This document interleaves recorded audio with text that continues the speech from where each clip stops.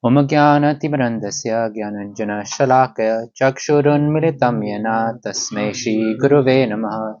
Shri Chaitanya Manobhishtam Sthapitam yena Bhutale Swayam Rupa Kadamayam Dadati Swapadantikam Vandeham Shri Guru Shri Utapadakamalam Shri Gurun Vaishnavamascha Shri Rupam Sagarjatam Sahagana Raghunathanvitam Tam Sajivam Sadvaitam Savadutam Parijana Sahitam Krishna Chaitanya Devam Shri Radha Krishna Padan Sahagana Lalita Shri Vishakhanvitamascha He Krishna Karuna Sindhu Dinabandho Jagatpate Gopesha Gopika Kanta Radha Kanta Namostate Uttankanchana Gaurangi Radhe Vrindavaneshwari Vrishabhanu Sute Devi Pranamami Hari Priye Vancha Kalpatarubhyascha Kripa Sindhubheva cha Patitanam Pavanebhyo Vaishnavebhyo Namo Namaha Namo Vishnu Padaya Krishna Preshtaya Bhutale Srimate Bhakti Vedanta Swami Niti Namine Namaste Saraswati Deve Gauravani Pracharine Nirvishesha Shunyavadi Paschatya Deshatarine Jai Shri Krishna Chaitanya Prabhu Nityananda Shri Advaita Gadadhara Shivasadi Gaura Bhakta Vrinda Hare Krishna Krishna Krishna Hare Hare Hare Rama Rama Rama Hare Hare. Thank you everyone for joining. So for those who haven't been here for the past 2 sessions, what the group has been doing with different speakers is going through something called the 9 stages of Bhakti, which is defined in a book called Madhurya Kadambani. It's a book. I don't know if you have. Do you have the books? Do you have the book? Or no? Okay. It's this very thin book, but it's basically an analysis of 2 verses from another scripture. And a book is written out of 2 verses. And what the book does, it analyzes those 2 verses and shows a progression towards Krishna, as you were talking about. So it starts off, how does one enter their journey in Krishna and then attain the highest goal, which is love for Krishna, the highest stage. So in the past 2 sessions, what they did was they covered the first 2 stages. There's 9 stages in total. They covered the first 2 stages. So, test for those who were here last week, or the last 2 times. What were those 2 stages? Shraddha. What is Shraddha? Faith. Okay. Any other definitions for Shraddha? Is it just faith, or is it something specific in faith? A specific type of faith? It's described as initial faith. Naturally, we have faith in so many things. And in spirituality, when we practice some sort of God-conscious reality, then you have faith, which is initial, because that's what got you into thinking, okay, let me explore this. I found something here, let me explore it. And then what happens is that as you progress more and more, that faith becomes conviction. Now you are, yes, this is it. I understand that this is the path for me. So the initial is Shraddha, which is initial faith. And the second was? Which means? Association of devotees. Who gave the first 2 sessions?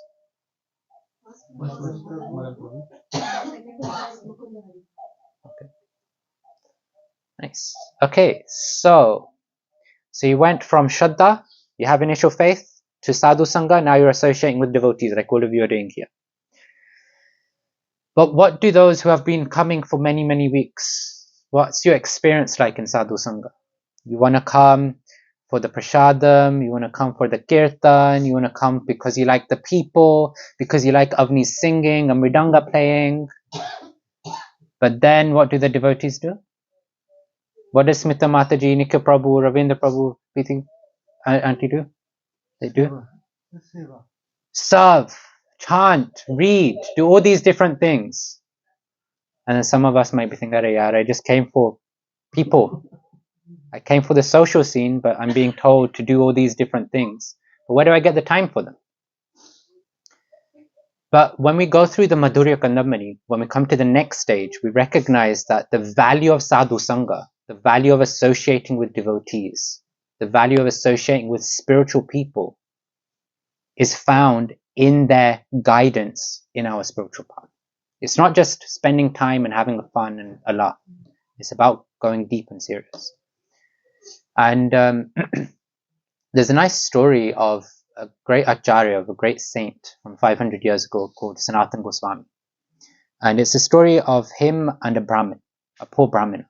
Some of you may have heard it. I don't know. You might have heard it. It's a story where the poor Brahmana was a very stout devotee of Shiva. His whole meditation was serving and worshipping Shiva. And we know Shiva, those from an Indian background, Shiva is, considered the I forgot what it is in Sanskrit, but he's basically the highest demigod, right? So he's in one sense, he's also described as being non-different to Krishna in many ways. There's a whole tattva, I won't go into it, but he's in many senses, he's second only to Vishnu. And Shiva is somebody who is very easily pleased. You see in the past times, he very easily gives benedictions. If somebody comes to Shiva and goes, I'm praying to Shiva, and then Shiva will be very quickly pleased and go, okay, what do you want? And he'll give it. If he can give it, he'll give it. And so this poor Brahmana was worshipping Shiva, and Shiva was like, okay, he came and then spoke to the Brahmana, like, okay, you've been praying for me, you've been worshipping me, what do you want? What's the benediction you ask? And the Brahmana said that, I want the greatest wealth. I want the greatest benediction. I want the greatest wealth. And so Shiva's like, okay.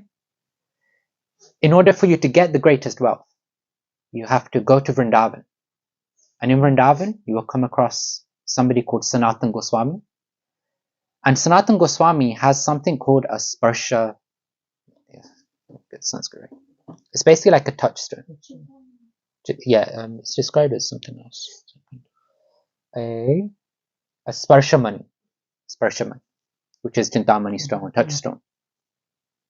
And what this touchstone does is that if you touch it against iron, the iron turns into gold. So naturally you can understand, wealth is easy to come, surrounded by iron. In India you're surrounded by iron. Here we've got like aluminium, steel, and all these things. But in India, primarily most things are iron. So it's like he just walked down the street and he becomes a millionaire overnight. So Shiva's like, okay, go meet Sanatana Goswami, ask him for the stone, and he'll give it to you.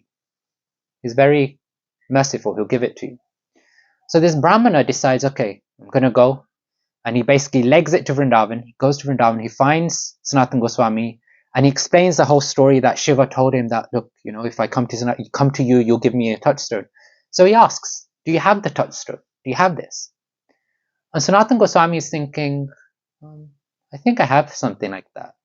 I chucked it over there. And he points at a rubbish pile. And he tells the Brahmana that, look, I have no use for the touchstone. I have no use for it. So if you want it, you can find it in the garbage. And if you find it, you can keep it. I don't mind. So this Brahmana, without thinking about cleanliness, Brahmins are meant to be clean, without thinking about the fact that he's diving into a pile of rubbish, who, got through all these things that we have, food waste, all these things. He goes and tries to find this touchstone. And he comes across it. And he checks with Sanatana Goswami, are you sure I can keep this? And Sanatana Goswami is like, yeah, I have no use for it. Take it. So he leaves. He leaves the place. And as he leaves, he's thinking, let me just check it actually works. So he touches it against iron and it turns into gold. So now he's just ecstatic. He's like, I just became rich overnight. He hit the jackpot. He won the lottery. He didn't have to spend £1 and going to, fill some numbers out on a sheet. He just went to a place and he became a millionaire overnight. So he's running back home, joyous, like, yes, I used to be poor, but now I've got this touchstone. I don't have to think about finances. I don't have to think about food. I don't have to think about job. I don't have to think about anything. I just have this touchstone. But then Shiva's mercy is there. Shiva in the Srimad Bhagavatam is described as Vaishnavanam Yathashambhu.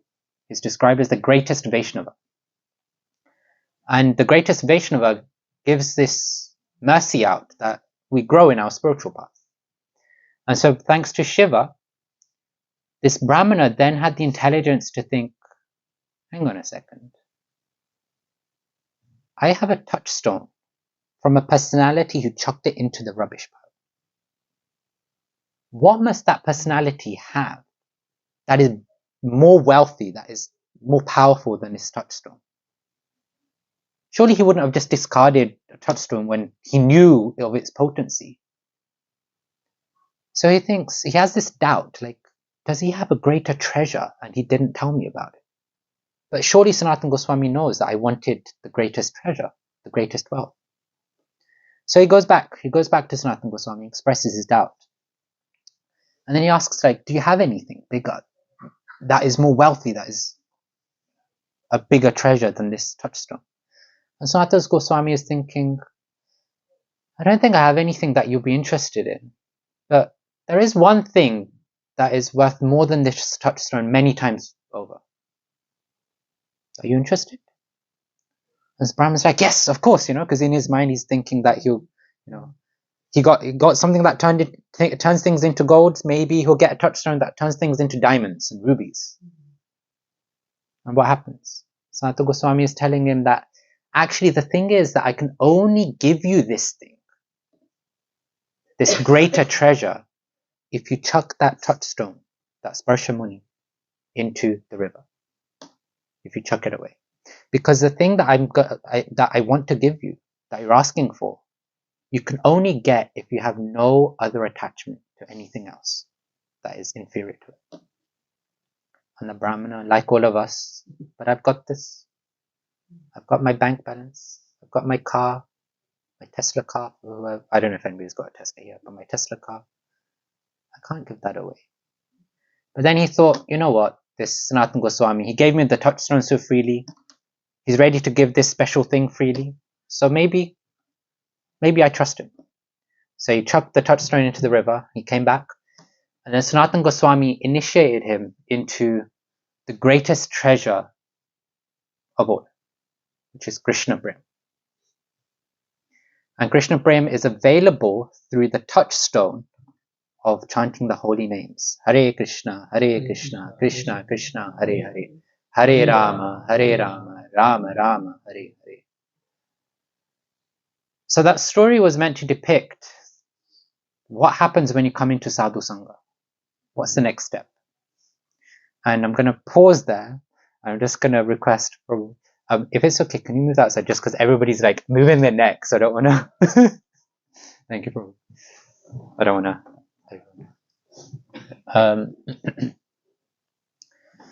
So the story is meant to depict what happens when you come into Sadhu Sangha. You get entrance into the next stage.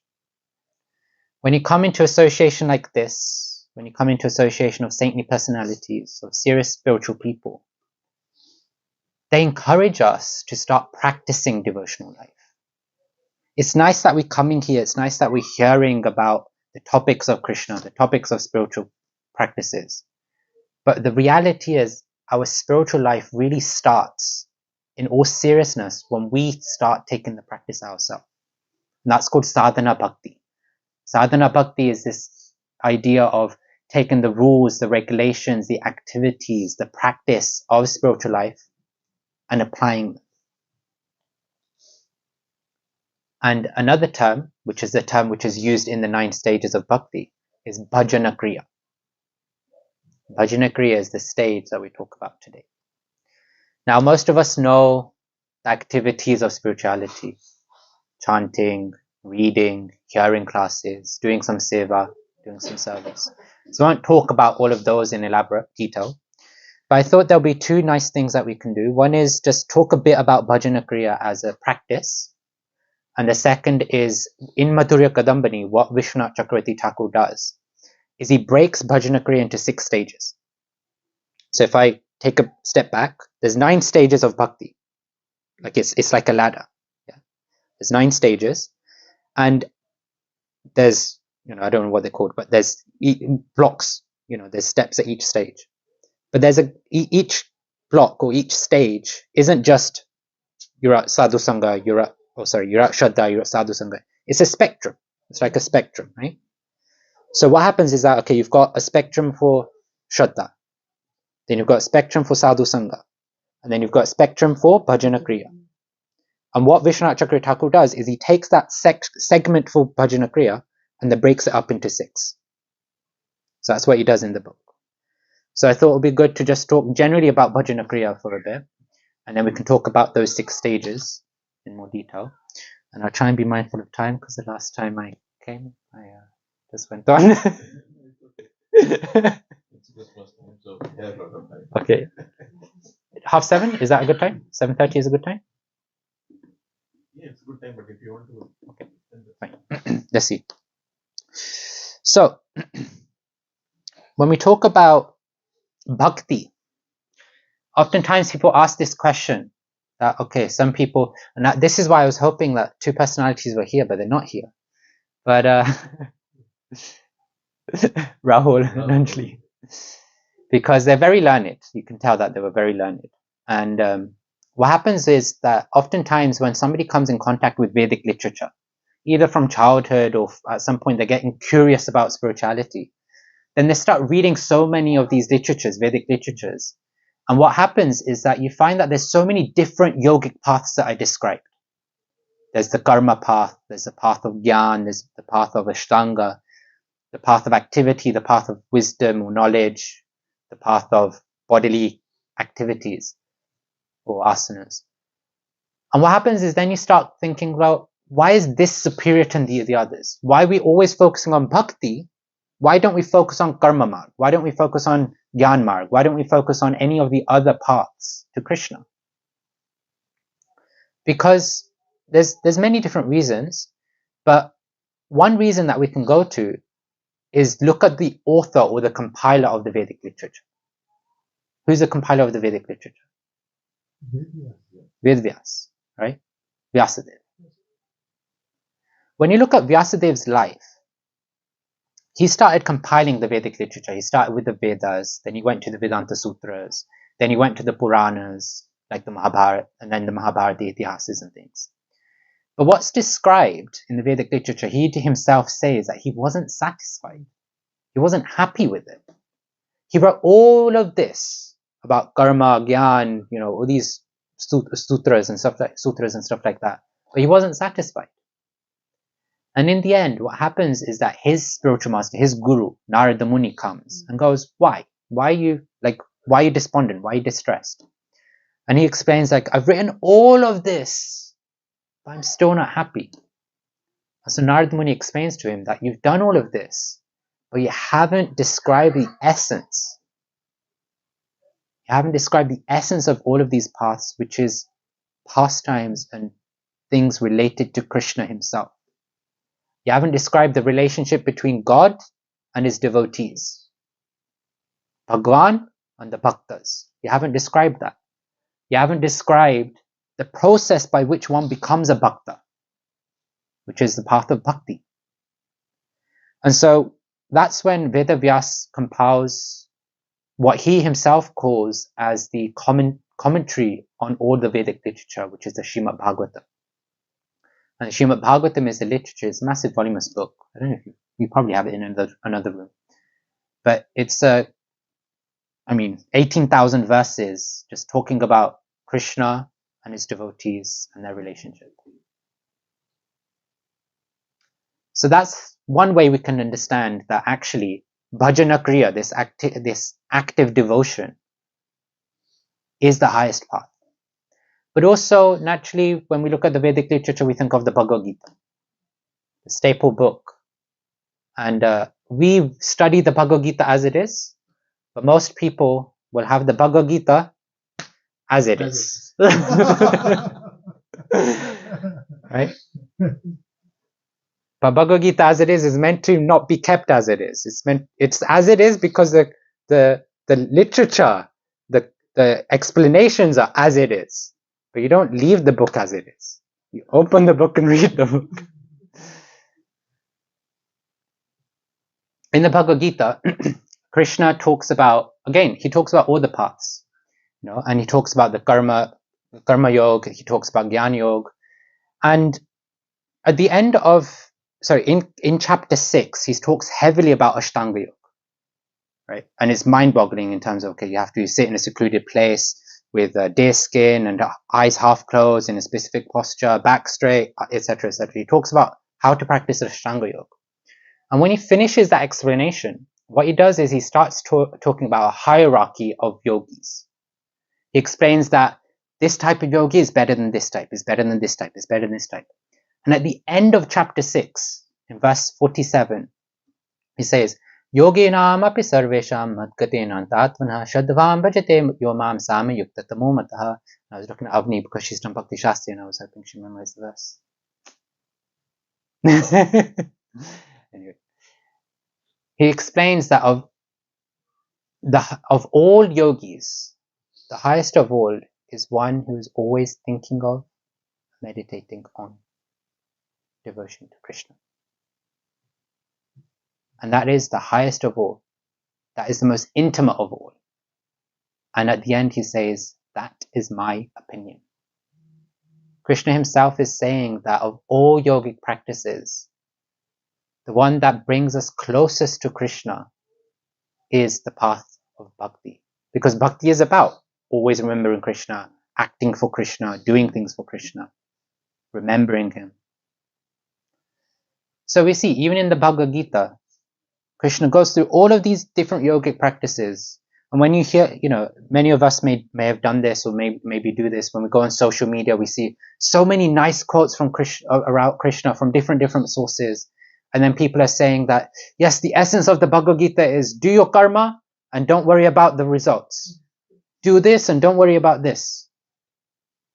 But actually, when you look at the essence, what Krishna is saying, he's saying forget everything and just focus on bhakti to me. When you actually read the Bhagavad Gita, that's what you come to. If it's kept Bhagavad Gita as it is, then all sorts of explanations come, all sorts of essences come. But when you read the Bhagavad Gita as it is, then you can find the real essence. And so,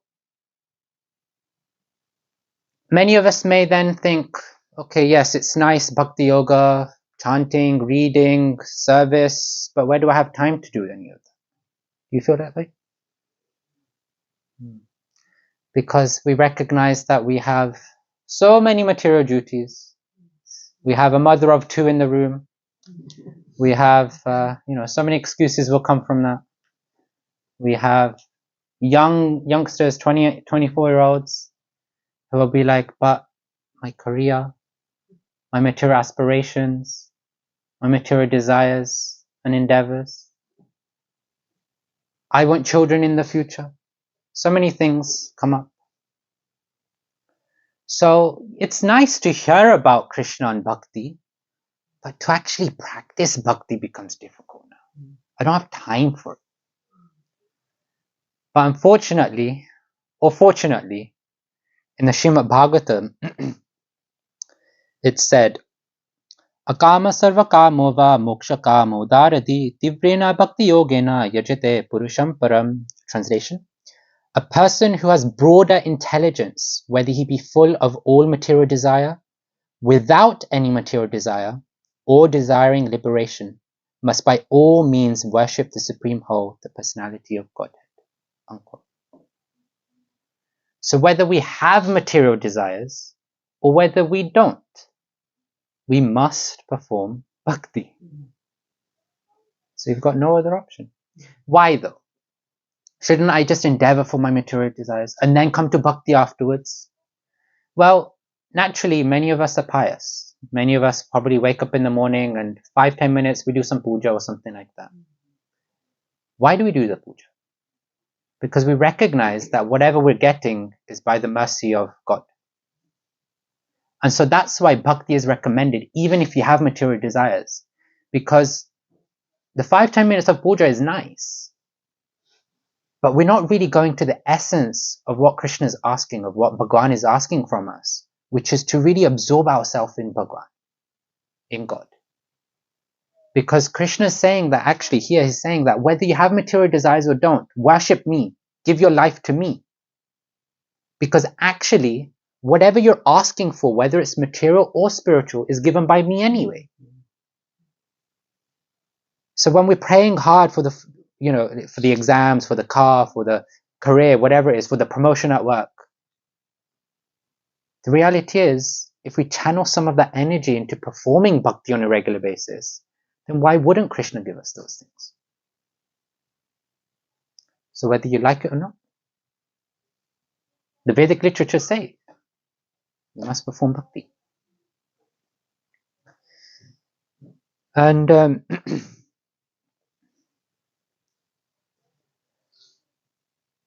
for those who have been practicing for a while,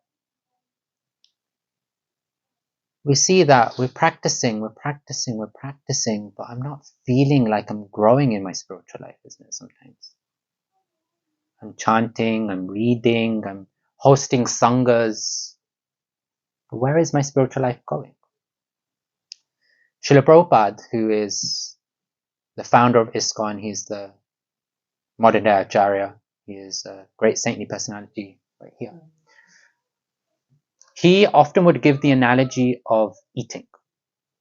If we want to understand if we're practicing spiritual life nicely, then we can understand by the analogy of eating. Does anybody know the analogy? Remember? Well, I think yes. Since I heard similar sort of analogy from somebody else, that why is motivation important? Why do you have to motivate every day? Like Professor said, you have shower every day. You had shower yesterday. Why do you need again? Like, same kind of thing. To become, you will feel hungry sometimes. That's what I'm guessing. Okay, not quite what I was thinking, but it's a nice point. This, because you're probably going towards this idea of discipline, right? You eat every day, therefore you need to go. Maybe, I don't know. But the analogy of eating is this analogy that if you're really hungry, then how do you know that you're satisfied in, like, that you're actually, what happens when you actually eat? The first thing is that you get pleasure from eating, right? Like if you're really, really hungry, like say you fasted for the whole day and now at the end of the day you come home and you're ready to eat. You feel pleasure that, okay, finally I'm eating. When you eat, what happens? You feel nourished. You feel that, yes, sustenance is going into your body. And then the third thing that happens gradually, for some people it might be after many, many chapatis, for some it might be after 1 or 2. You feel a detachment from the food. You feel like, okay, now I've had enough. So we can use that analogy in spiritual life to assess whether we're growing in our spiritual life nicely, whether we're engaging in the acts of bhakti nicely. Because if we're engaged in bhakti nicely, then the first thing that happens is that we get joy, we get satisfaction, we get pleasure from engaging in bhakti. When we sit down to chant, is Nikko Prabhu, and Smita Matiji is not here, but Avni is here, so she can attest. Is Nikko Prabhu going, yes, I really want to chant Krishna's names? Or is he going, why did I say I'm going to chant 4 rounds, or 8 rounds, or 16 rounds? You don't have to answer. The question is, are we feeling the joy when we're practicing spiritual life? And it doesn't have to be chanting for, let's, or at least I put my hand up and say, chanting is probably the most difficult service because you have to deal with your mind. You're just sitting with yourself.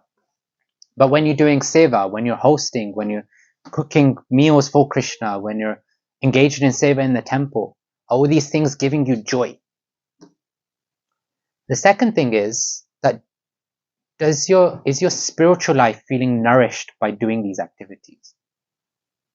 Do you feel, even though chanting is a struggle, do you feel that because you've chanted your rounds nicely, or as nice as you can, you feel that, okay, yes, my spiritual life has a trajectory, it's going somewhere? Because that sense of nourishment is important. And the third thing, detachment. When we are serious and sincere in our spiritual life, then eventually what also comes is that the excitement for our spiritual aspirations outweighs the attachment and the inclination for our material aspirations. So I'll warn you guys, those who are new, if you become so attracted to spiritual life, then what might happen is that your taste for spiritual life becomes so great that you no longer care about the material aspirations that you've had. And that's not a bad thing. Put it in perspective, right? We have 2 kids in the room. Right now, what's their aspiration? Maybe one of them wants a remote Lamborghini, a Lamborghini, £500 Lamborghini, £50 Lamborghini that they can just drive with their remote control. What's going to happen after 20 years, Prabhu? He's going to want a £5 million Lamborghini. Just in life, our aspirations change because the stage of our life is changing. In the same way, when we're serious in our spiritual life, if we're sincere in our spiritual life, then the aspiration also changes, and it's natural. It's not artificial. It's not that now you've attended, now you can no longer think about your career, now you can no longer think about kids. The idea is that naturally your inclination changes because you find a higher taste. The children right now, they don't see themselves driving a Lamborghini car, but they see themselves driving a remote Lamborghini car. But in 10 years' time, they're going to start thinking, I want a real Lamborghini, but I'm not old enough yet, so I'll have to wait a few years. And then when he's old enough, Papa, what have you been doing all your life? Why don't I have a Lamborghini yet? And that happens for us in spiritual life. So we shouldn't be afraid, is my point there. This is also, I think, Bhajana Prabhu gives an example of the Bank of Lakshmi Narayan. You take the name of the Lord, and that itself is not a thing that you can undo. That is with you. And just that, I think, gives me a lot of pleasure. That one name, and I can think about how many times I've not taken the name and how many times I've taken the name. I always feel happy when I remember that I've done the effort of taking the name. It's with me, and it's not for just this life, later life also. Maybe I've done some good karmas, too comfortable. Maybe that name helps me in the future also. You don't know. I think that aspect is, I think, for me, it was quite a good example of how the Dharma flows like that. Yeah, it's nice. It's this idea that when we look at our desires here, material desires, they're very temporary. How long is that enjoyment with the Lamborghini going to last? How long is that enjoyment with family life going to last? Maximum 1 life. But when we invest in our spiritual bank balance, chanting Krishna's names, practicing bhakti, that's going to be with us lifetime after lifetime. So that's the basis for starting our practice, Bhajana Kriya. It's this acknowledgement and understanding that actually our spiritual life can really only grow, the trajectory can really only come when we start practicing bhakti yoga. We can just be studying the books from a mechanical, intellectual perspective. But until we practice what the cookbooks are the best example. I will study a cookbook. I've not done this, but I can study a cookbook and memorize all the recipes. Can I call myself a chef? Until I actually go into the kitchen and cook and prove that I can make the recipes come to life, then I can't be called a chef. In the same way, we can read everything we want, be a Gyan Yogi. Until we put all that knowledge to use by practicing spiritual life, we can't be called a spiritualist. And Bhajana Kriya is that stage that helps us now become spiritualists in reality. Yes, Shraddha is there, yes, Sadhu Sangha is there. But really, when we start practicing, that's when spiritual life really begins. So I'll pause there, and then the next section we can go through the analysis of the 6 sections. If there's any comments, questions, maybe we'll take 2 that anybody would like to share, or doubts that they want to get clarified. You were saying sometimes we feel low, right, while chanting as well. So we feel that, okay, I have to chant 16 rounds because I have told my Guru Maharaj or Prabhupada that I will chant, but sometimes it is very low. So how to get out of that? Since it is like Joe Express sometimes that I have to complete, so I will just complete it and just keep the mala outside and then. Yeah. How do we come over that? Taste is required. Like this world runs on taste. Everything we do runs on taste. Why do we go to work? How many of us enjoy going to work? Not many usually. But we go to work because we enjoy the results of the work, which is the paycheck at the end. The taste isn't immediate in work, but the taste is at the end of the month. Same way with chanting, the taste actually isn't there. Srila Prabhupada would say that actually sometimes we are Krishna. Some disciples had come to Srila Prabhupada and said, "Oh, Srila Prabhupada, like I'm usually thinking of Krishna, but sometimes I forget him." And Srila Prabhupada goes, "No, you sometimes remember Krishna. Most of the times you forget him. Because when you look at our activities in the day, when you look at what our consciousness is like in the day, do you really think of Krishna when we're putting our socks on? Do we really think of Krishna when we walk out the door? Do we really think of Krishna when we miss the bus? No, right? So sometimes we think of Krishna, but most of the times we forget him. And so the key to anything in spiritual life is to develop the taste. Develop the taste. And the taste, I'm not talking about taste just in chanting here. Taste I'm talking about here is in terms of connecting to Krishna and recognizing that this is the spiritual path. This is the real path, and everything else is to support it. Family life is to support it. That's one thing. Second thing we'll talk about in one of the stages shortly. And another thing also is that sometimes it happens when we're serious and sincere, but we don't have the right level of taste. Then what can happen is that it just becomes mechanical for us. But by being disciplined and still chanting those rounds that we've vowed for, internally or externally, whatever. I said I'm going to chant 16, by hook or by crook, I'm going to chant 16 rounds, even though it's so painful. That discipline is a form of love. Think about parents, and we've got parents in this room right now, so I'm going to bounce it to them, especially the mother, because the mother usually has to tolerate the most. You love your children to bits, right?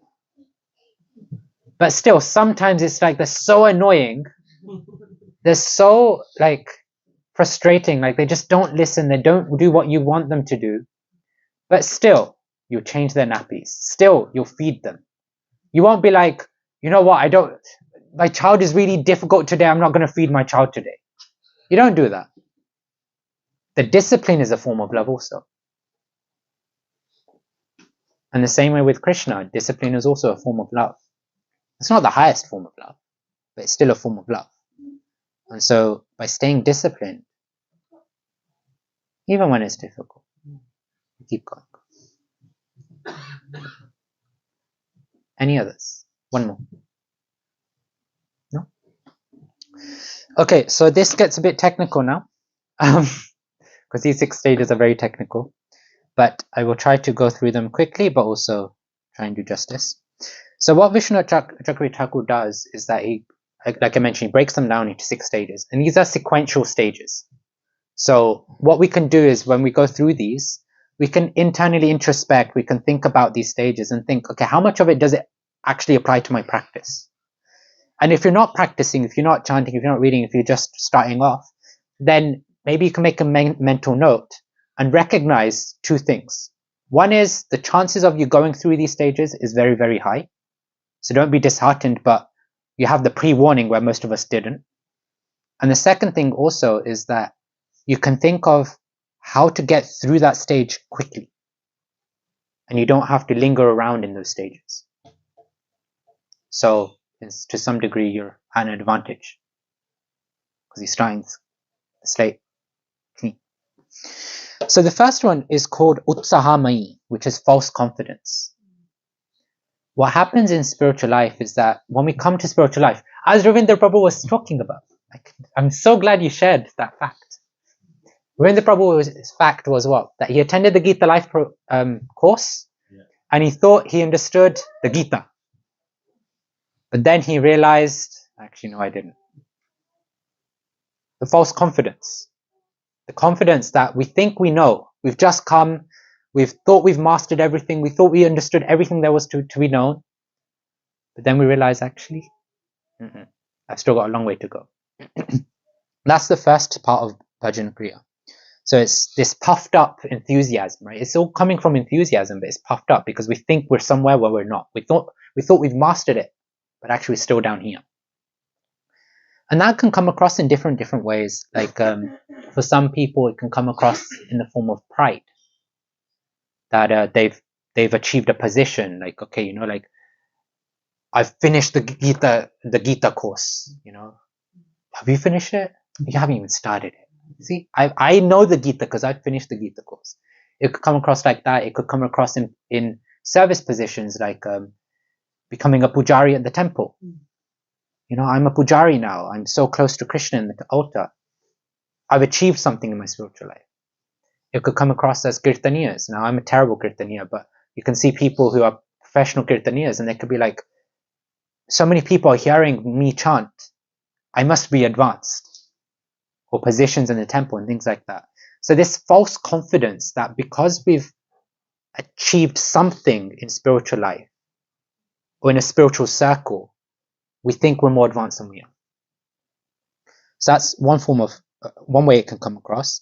Another way is that we can be more attached to the service that we're doing than the object of service. See, whatever we're doing, like the sanghas that we're holding, it's not because we want to be a sangha, like we want to be stuck to just doing sanghas. Through the sangha, we want to develop love for Krishna. And we want those around us to develop, who come to the sanghas, to develop love for Krishna.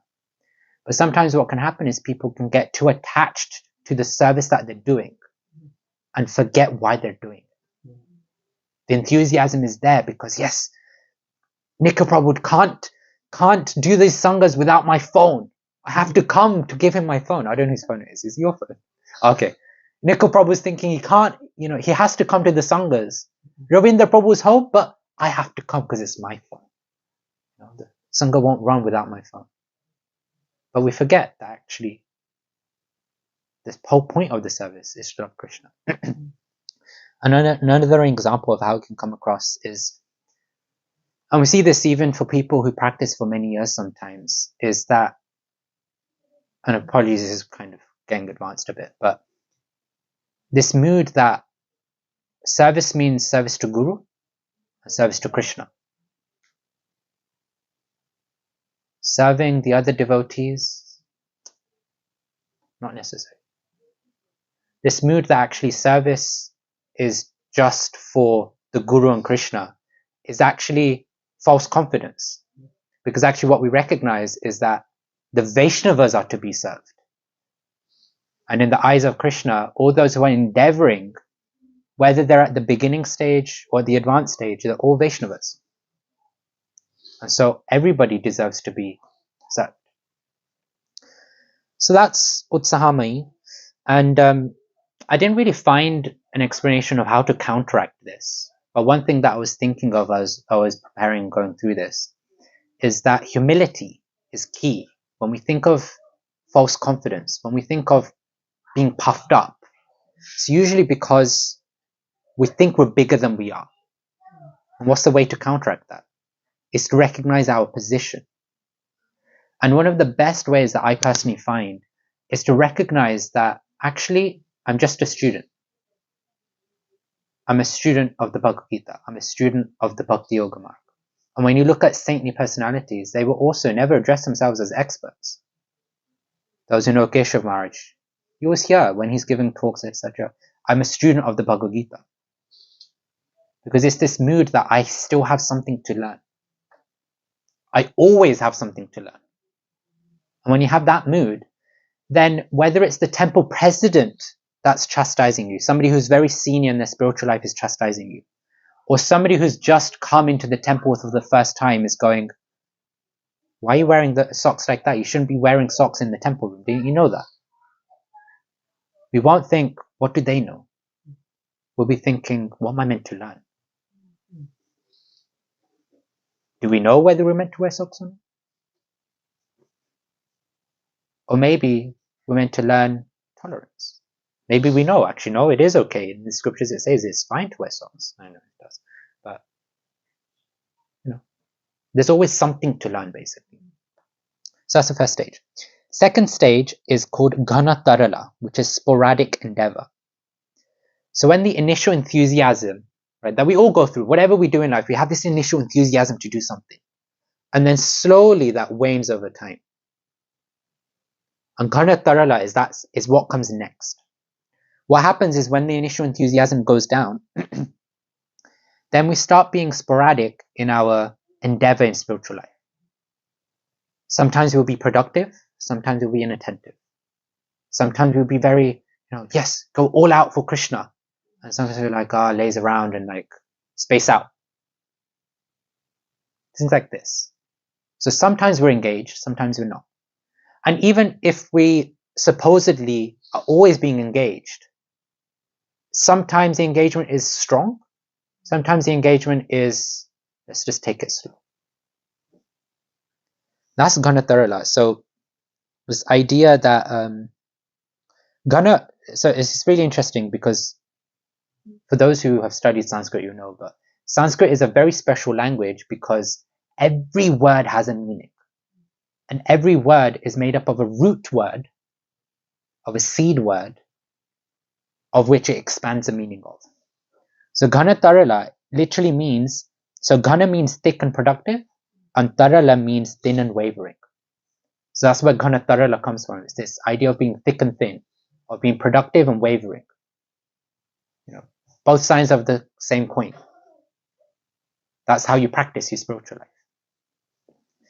And so the way to counteract this is two things. One is hope and one is regulation. The hope is this idea that in the Bhagavad Gita, Krishna says that one who is practicing Bhakti Yoga, one who is on a spiritual path, there is no loss or diminution for him. Meaning that no matter what we're able to do, even if we're able to only do a little bit of Bhakti, that will stay with us life after life. So that gives us hope because we're not going to lose it. We're just going to keep building it up. And the other thing is regulation. In the Bhagavad Gita, Krishna says one should not sleep too much or sleep too little. Eat too much or eat too little. And when we balance our life, not just bhakti, but when we balance all parts of our life nicely, then what we see is that we can make time for Krishna. Because it's a really good exercise to do this. Just spend 15-20 minutes one day going through your schedule of the day. What are you doing, every half an hour? Explain what you're doing. And you find that there's so many parts of the day that you're just spacing out. You're just doing nonsense stuff. Maybe you're scrolling on Instagram. Maybe you're like gossiping on the phone with your best friend. But we can save time. Okay, you need some gossip. Fine. Do you need half an hour of gossip? Is 5 minutes not enough? And then you can spend 25 minutes with Krishna? Right? So, those two things, the hope and the regulation. One question only. So you are describing Bhajana Kriya's 6 stages. And Ghanatara is the second of this. is second stage. I'm confused between Bhajana Kriya and Bhakti. Okay. We're talking about Bhajana Kriya. How is this relevant? So let me explain. So Bhajana Kriya is the practice of Bhakti. It's when one starts to engage in practice of Bhakti. Probably should have explained something else. I kind of skipped over it. So in the Madhurya, the 9 stages, there's 2 parts of practicing Bhakti. One is Bhajana Kriya, which is described as unsteady devotion. It's that part of devotion where we're flickering because we're not fully absorbed in Krishna. So we've still got some material desires. We've still got some of, material thoughts, intentions and stuff. We're not fully absorbed in Krishna. But then when one comes to Nishtha, which is 2 stages later, then that's described as steady devotion. Because at that stage, one is fixed in their Krishna consciousness. And so when they're practicing bhakti, all they're doing is practicing bhakti. Even if they're going to work, even if they're traveling, even if they're with kids, or their whole consciousness is just absorbed in growing towards Krishna. But the stage we're talking about is the initial practice that most of us, or if not all of us in the room, will be doing. I got confused because I think bhajan Ah. is nowadays But is Kriya, singing. I see. Yes. It's not the Bhakti Kriya I thought. So bhajan in its root word, yes, nowadays we actually refer to it as singing, but bhajan means glorifying Krishna, right? Bhajan means bhaj, which means glorify. So nowadays we just talk about it from a singing perspective, but when we glorify Krishna, it doesn't have to just be singing. It can be activities, it can be pastimes, it can be stories, it can be all these things, dramas and everything. So yeah, that's the second stage. So we spoke about the first stage, which is no, of Bhajana Kriya, Utsahamai, right? So there's false confidence. Then the second, so because of the initial enthusiasm, we think we're bigger than we are. But then we get the reality check, and now what happens is our practice of bhakti becomes flickering. Sometimes we do it, sometimes we don't. Sometimes we do a lot, sometimes we space out. So then what happens after that is vyuddha vikalpa, indecision. Now we're like, okay, I don't want to be a flickering devotee, I want to be a devotee. But how should I be a devotee? Should I be married? Or should I stay single and become renounced? The scriptures say that marriage is a good way to progress in spiritual life because you can engage wife, you can engage kids, you can spiritualize your family, you can spiritualize your home by having sanghas, and then when I'm 50 I can renounce. But the scriptures also say that family life is like a dark well, full of entanglements, full of difficulties and struggles at every step. And I see nods, so you guys have experience, I don't.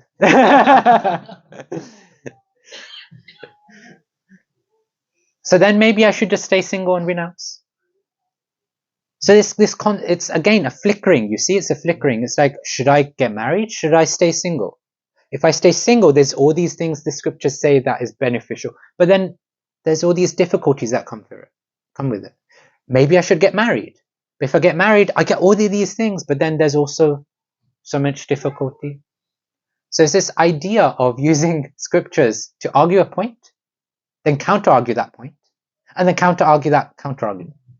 And like this, you go back and forth, and you see, no offense to any brahmacharis, but you see brahmacharis go through this a lot.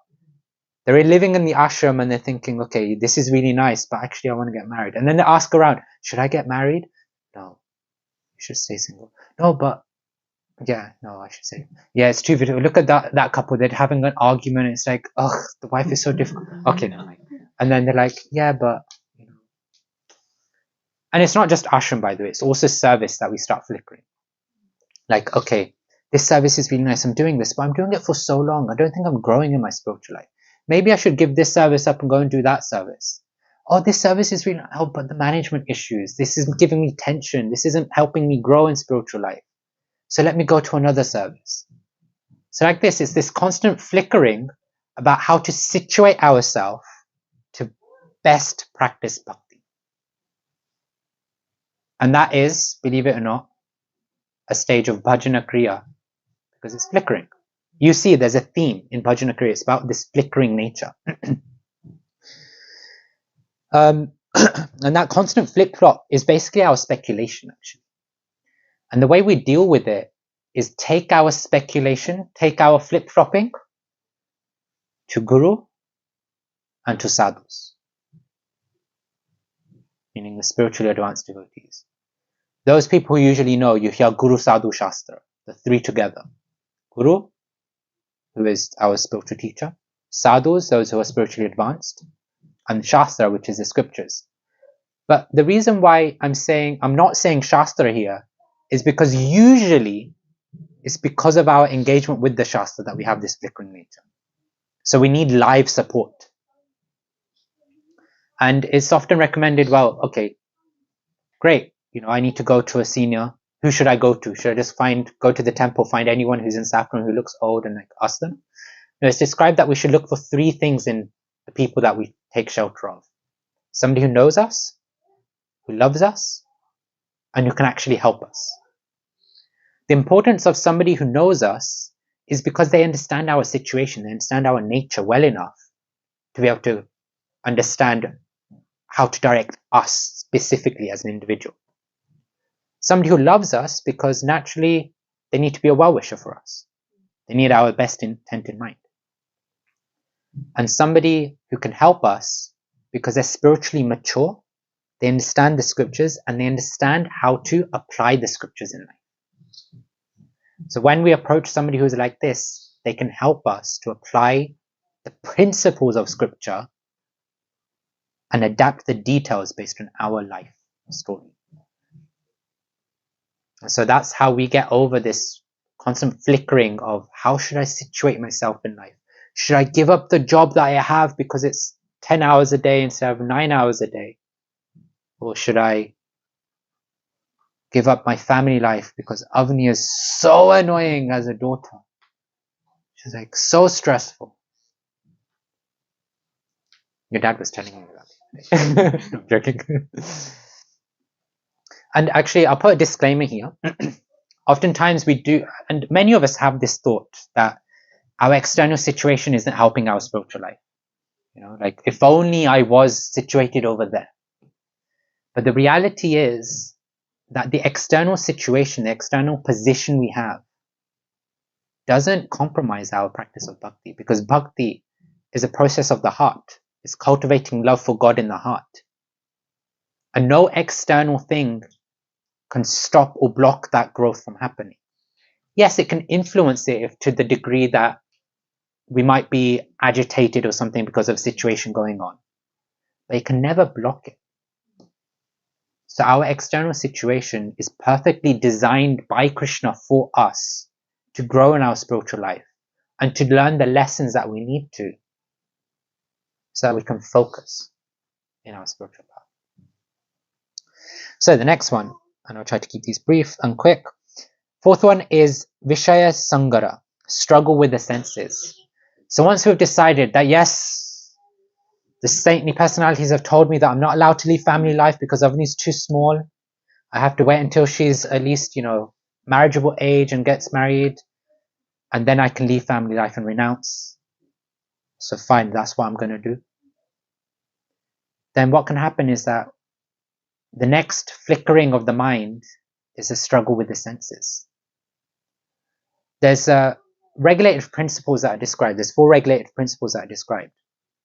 No meat eating, fish or eggs, no intoxication, no gambling, and no illicit sex. And I won't explain them, but these basically form the foundations of protecting dharma, right? And that's one basis. But the other basis is that there's so many other rules and regulations. There's so many other practices and do's and don'ts of spiritual life that we have. And sometimes we take up voluntary practices also.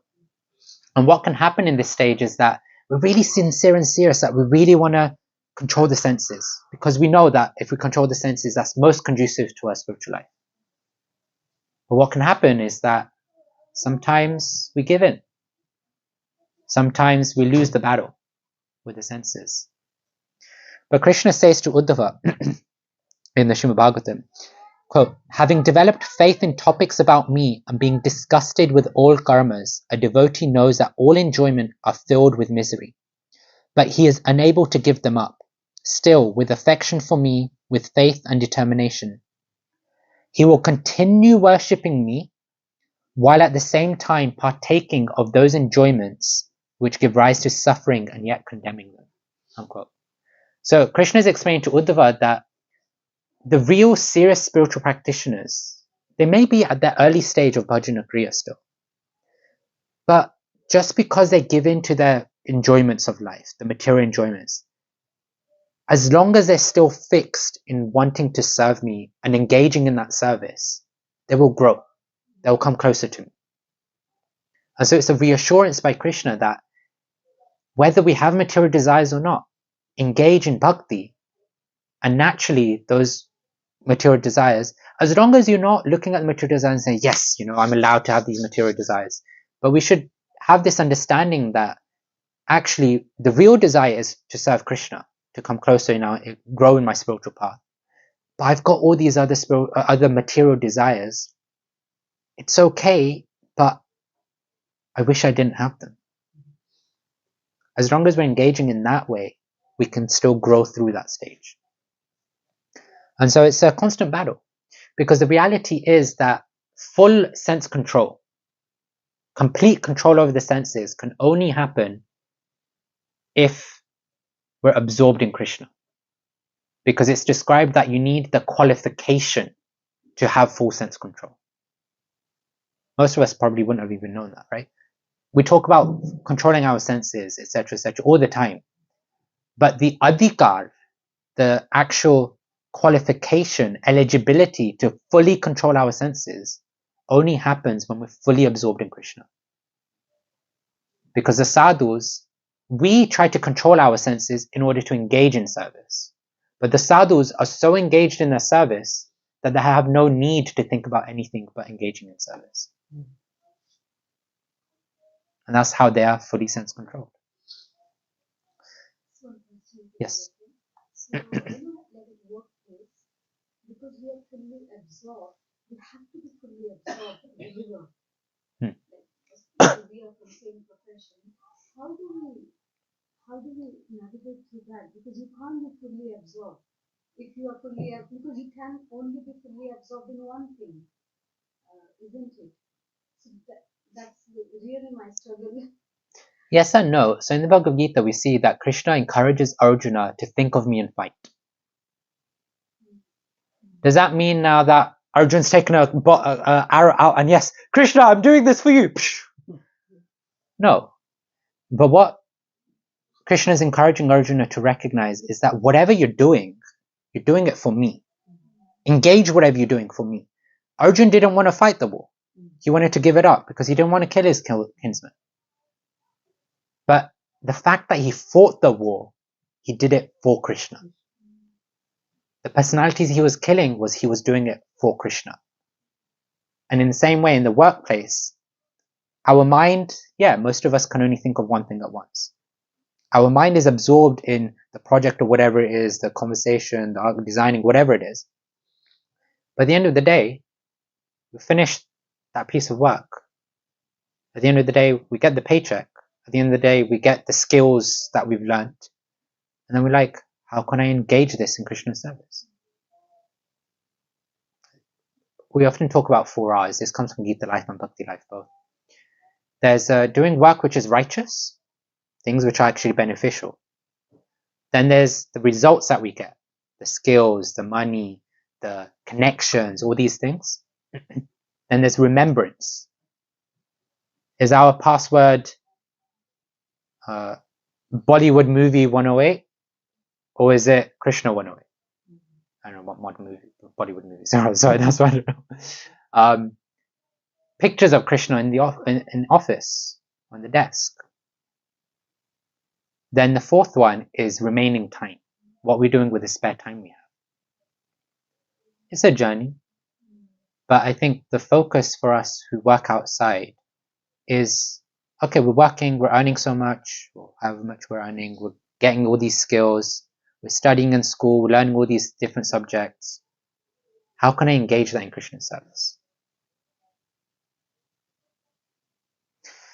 Okay, so, and another disclaimer on this 4th one is that oftentimes what can happen, and I've fallen prey to this also, is that we look around us when we're in the temple, when we're starting practicing, and we go, oh, that devotee, I thought he was a good devotee, but he's struggling with his senses. He's struggling to free himself from XYZ thing.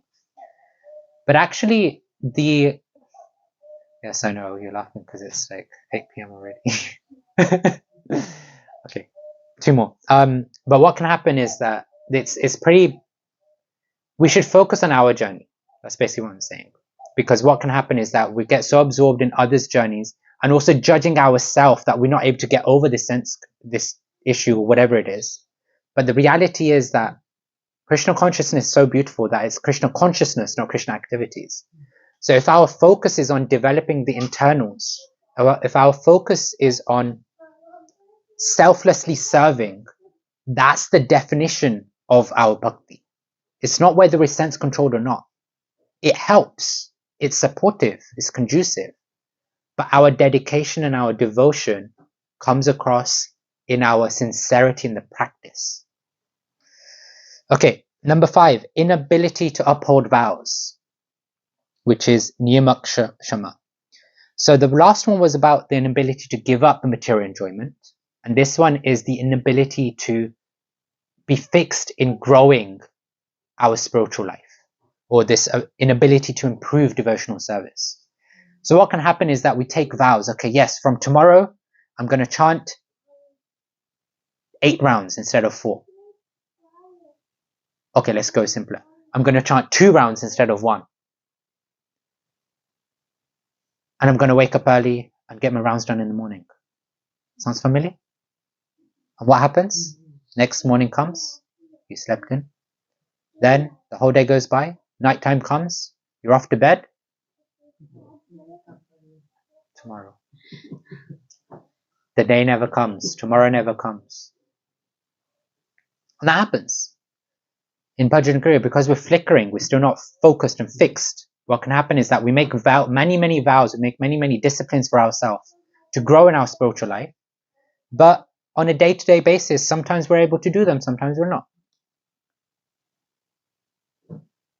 And that's why we have so many occasions, so many opportunities to really be focused on specific periods of the year. So things like Ekadashi, things like Jamnashmi, things like Kartik. There are these potent time periods throughout the year that are given so that we can give concentrated effort to our practice. When we say we're going to do something for the rest of our life from tomorrow, that becomes so much more overwhelming than just this one day I have to wake up early and chant extra rounds. For this 1 month, I have to chant extra rounds. So that's why these special days, we can take advantage of these special days, special time periods. And what that does then is it overflows into our day-to-day practice. Because when we can do it once, we're like, I can do it again. I can do it again. And then before you know it, you start doing it on a regular basis. Kartik is the best for that because it's a whole month of doing something. And then it's like, why stop? Why not continue? You could do it for 1 month. Why not continue for the rest of the year? So yeah. All the faith have this. Like, do this for 40 days. Lent, Ramadan. Yeah. And all. And the idea behind that is that if you are able to do for that time, then you can do it for another time. But we then limit ourselves. Okay, I've done it for 1 year. Yeah. And if we're serious and sincere, then we can take it up. But it's important to recognize that we should stay within the lane a bit, right? What I mean is that sometimes we can go too extreme, like, okay, I'm not chanting any rounds. From tomorrow, I'm going to chant 16 rounds. How sustainable is it for you? So oftentimes we talk about this, we want to push ourselves, we want to come out of the comfort zone, but we don't want to go into the crisis zone. We want to do something which is sustainable. So go in the challenge zone. Challenge ourselves, but don't go into the crisis zone. So take up a vow, take up some practice, take up a austerity or whatever it is that pushes us beyond our limit, but doesn't break us. It's not so far removed that it breaks us. Or as some people call it, the baby steps. Take the baby steps. Then the last one. And I'll finish up with this. But you guys came late. That's not my fault this time. I'm just saying. So just for those who weren't here last time, I don't know what time I finished, but I just went on and on and on. And everybody enjoyed it. So I was like, okay, I don't mind going on. But then Ravindra Prabhu gave me the time check. Okay, the last one, the 6th stage, is Taranga Rangani, enjoying the facilities offered by Bhakti. Now, Bhakti is a very special practice because, and there's pastimes related to Bhakti as a personality, but she's very attractive. When people start practicing Bhakti Yoga, they become very attractive to people in different ways. And what can come out of that attraction is things like prestige, things like material benefits, position, recognition, and all these things can come. And this stage of Bhajana Kriya, which is the last stage of Bhajana Kriya, is that stage where we become so absorbed and attracted to these things that we're focused more on that than we are our Bhakti Yoga practice. It's described that Bhakti is like the term is called Bhakti Lata Bij. It's the creeper of devotion. A creeper, if you've ever seen creepers, they grow on like trees, or like, sometimes people have fences, they grow on that. But what can grow with them is weeds, And so at this stage, it's important that we recognize that weeds are growing and cut them when they're short. As soon as we recognize, we cut. Because what we don't want happening is that we think, oh yes, I've got this position. I'm now a pujari. I'm now a host for sanghas. I'm now a sangha leader. I'm sitting on a vyasasana in our house. And now I think I'm advanced, because advancement means all these things. But advancement in spiritual life, in bhakti, the advancement is actually how much are we taking shelter of Krishna and Guru. That's the definition of advancement, is how much are we taking shelter. If I'm sitting on the vyasasana, I could be thinking that, Smita Mataji, Nikhil Prabhu, Avni, Ramindra Prabhu, they're all inviting me because I speak so nicely. Everybody loves my talks. That's why they invite me. And then I could be so absorbed in that I think I'm the one who is able to give bhakti. I am the one who is giving these talks. But my power of speech can go like that. So the recognition that actually it's not me. It's the mercy of Guru and Krishna that I'm able to have this service. It's a service. We often talk about how the service doesn't need us. We need the service. The service will go on. If you're meant to hear Krishna Katha, you're going to get the Krishna Katha. It's my opportunity to sit here and do that service of giving Krishna Katha. In the same way, when we approach all of the services or the opportunities we get in life in that mood, actually that service doesn't need me. You guys don't need Ravindra Prabhu to host this Sangha.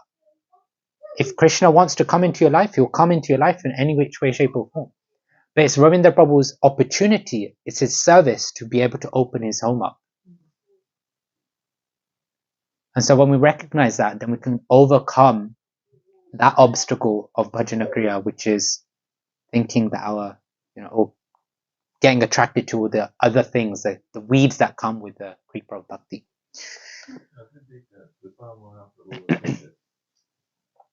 As long as we think that I'm the center of everything, we are not taking shelter of Krishna. I like that. As long as we think we're in the center of everything, we're not taking shelter of Krishna. And that's the mood of service. The mood of service is something which is, I have to take shelter. I can't do this without Krishna. I have to take shelter. And sometimes it's just this mood of being humble. Most of us will think, if we got given the service of cleaning the temple room, sweeping. I clean at home every day. What's the big deal? But actually, you got the opportunity to clean Krishna's room. You don't get the opportunity at home. But then you'll be thinking, I know how to clean. Yes, thank you for giving me the opportunity to clean this place, but I know how to clean anyway. But then again, Krishna can take it like that. Like I was playing harmonium and my hands were freezing. So I was skipping keys. Something like that could happen. Massive Kirtaniya, use his fingers. How is he going to play? So whatever is given to us is because we're not in the center. Krishna is in the center. It's Krishna's mercy. So we can take shelter of Krishna that, thank you, you've given me the opportunity. Thank you, you are engaging me in service. All these things. So wrap up. So we spoke about, like I gave this pastime, this story of Sanatana Goswami, and with this mood of explaining that actually the benefit of coming into Sadhu Sangha is to come to Bhajana Kriya, is to come to the stage of practicing spiritual life. And Bhajana Kriya is this stage of unsteady devotion. It's not steady devotion, it's unsteady devotion because we're still on the journey, we're early on in the journey. And then we spoke about how everybody should actually engage in spiritual life, in Bhakti Yoga, whether you're full of material desires or without any. Whether you think there's all these other yogic practices and they're better or not. The summum bonum, the essence is Bhakti Yoga. And then we spoke about 6 sub-stages of Bhajana Kriya. The first one was false confidence, this idea of initial enthusiasm and of us being puffed up by it and thinking we're bigger than we are. The second being sporadic endeavor. Once that initial enthusiasm goes down, we start flickering in our service, doing it, not doing it, etc. Third was indecision, when we're now thinking, okay, I want to be steady in my devotional service. How should I be steady? Which is the best way to be steady in my devotional service? Marriage, no marriage, this service, that service. Then the fourth one is struggle with the senses, because no matter how hard we try, the desires just come, the desire to enjoy just comes. The fifth one is inability to uphold vows. This thing that, okay, from tomorrow I'm going to be serious, I'm going to chant more rounds. But sometimes that doesn't happen. And the sixth one is enjoying the facilities offered by Bhakti. With Bhakti comes the weeds of all these other things that manifest in our life. And they're very attractive. But those aren't the goal of Bhakti. The goal is to take shelter. And if we enjoy those facilities, they will come. Naturally, they will come. But if we're focused on enjoying those facilities, then maybe, just maybe, we're watering the weeds. And the weeds are growing instead of the creeper of Bhakti. So then there, Hare Krishna, Krishna Krishna, Hare Hare, Hare Ram, Ram Ram.